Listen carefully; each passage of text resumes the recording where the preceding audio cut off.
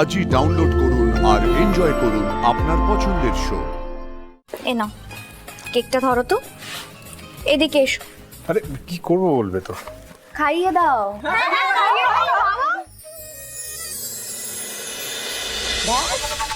এক সালে একেবারে কিস্তি মাছ। অমন করে তাকাচ্ছ কেন? ভুলটা আমি কি বলেছি?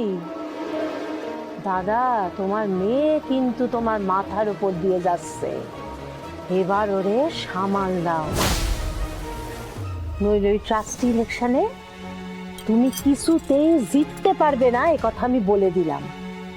আমার কি আছে, আমি মানিয়ে নেব, কিন্তু এই মন্দিরের দায়িত্ব যদি সোমের হাতে যায়, কি থেকে কি হতে পারে সেসব তুমি জানো দাদা, তাই সেইটা না তুমি খুব ভালো করে বুঝে নাও।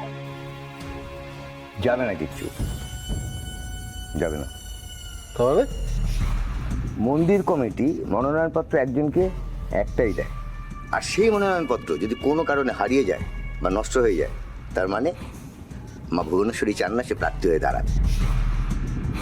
সে আমি জানি, বাজে বকবক না করে যা মাথা ধরেছে একটু বল, একটু চা বানাতে। উফ সাহেব, আপনাকে কেউ অপমান করলে সে অপমান কিন্তু আমার গায়ে এসে লাগে।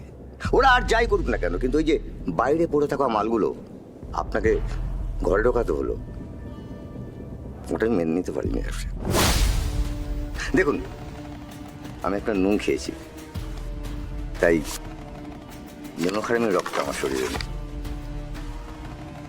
কি এটা?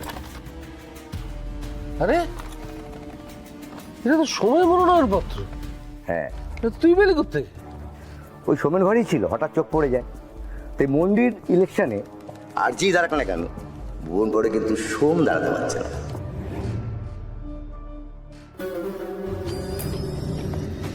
কাজের কাজ করেছিস একটা নগর, একদিন একটা কাজের কাজ করেছিস, কাজের কাজ।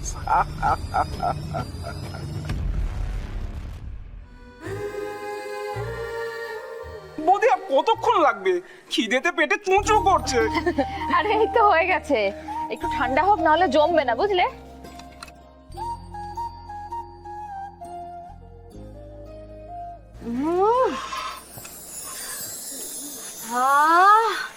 সো গুড স্মেল, আই তো ফিলিং ফ্রেশ ফ্রেশ। আমি স্কুলে গিয়ে বলবো আমার বৌদি খেজুর গুড়ের কেক বানিয়েছিল। না ম্যাডাম, শুধু বৌদি বানায়নি, চর্দি ভাইও সাথে ছিল। আচ্ছা বৌদি, why you standing here? Cake বানানো হয়ে গেছে, এবার চলো। এই, না, না, চলো।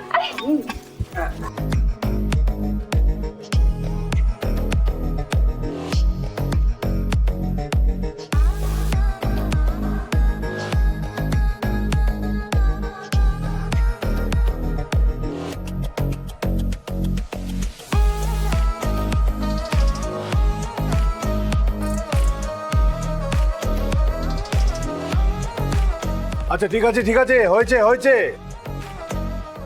আচ্ছা আর না বল না বাবা। আচ্ছা খেতে হবে তো সবাইকে নাকি?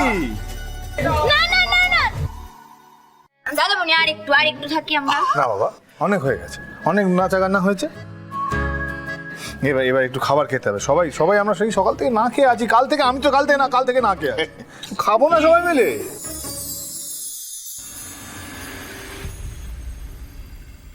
দাদামণির বাড়িতে পিকনিক বলে কথা, মজা এত তাড়াতাড়ি শেষ হলে চলে নাকি? এই তো সবে এলাম, তবে শুধু মজা করতে নয়, একটা বিশেষ খবর নিয়ে এসেছি। জ্যোতিকা,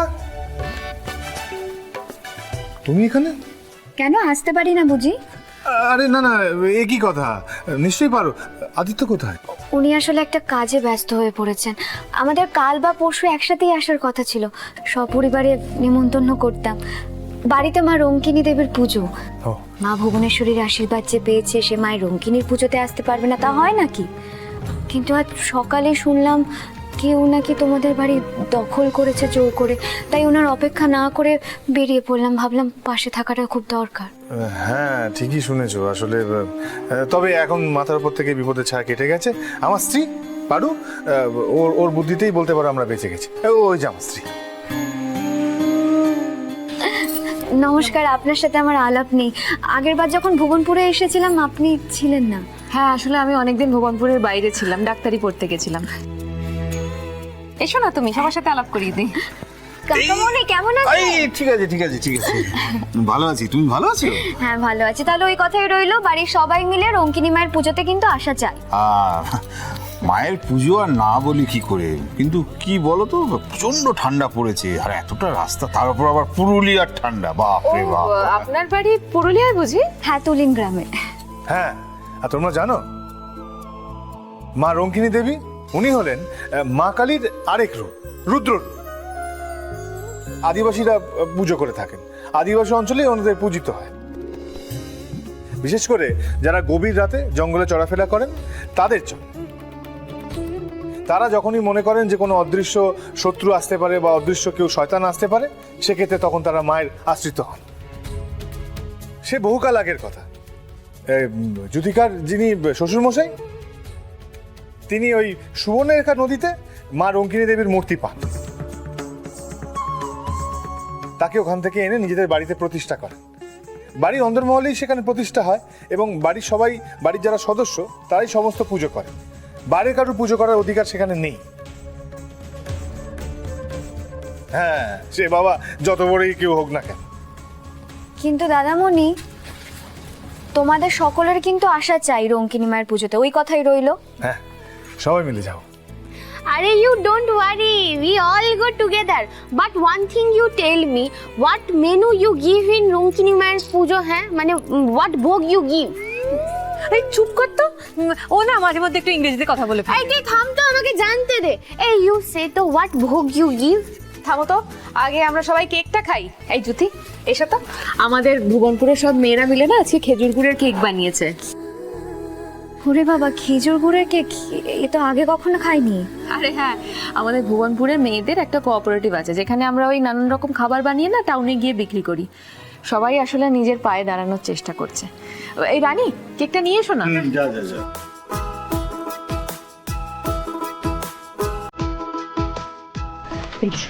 এই, দেখো তো একবার টেস্ট করে কেমন হয়েছে।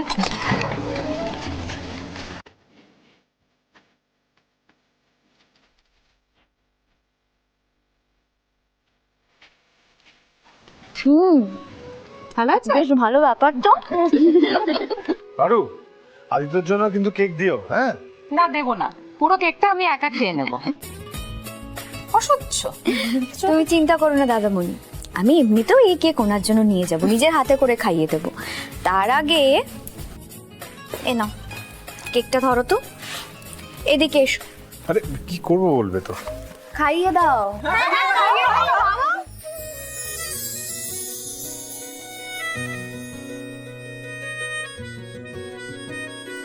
তুমি ওই রামধনু জল আকাশ, আমি পথেরই ধুলো।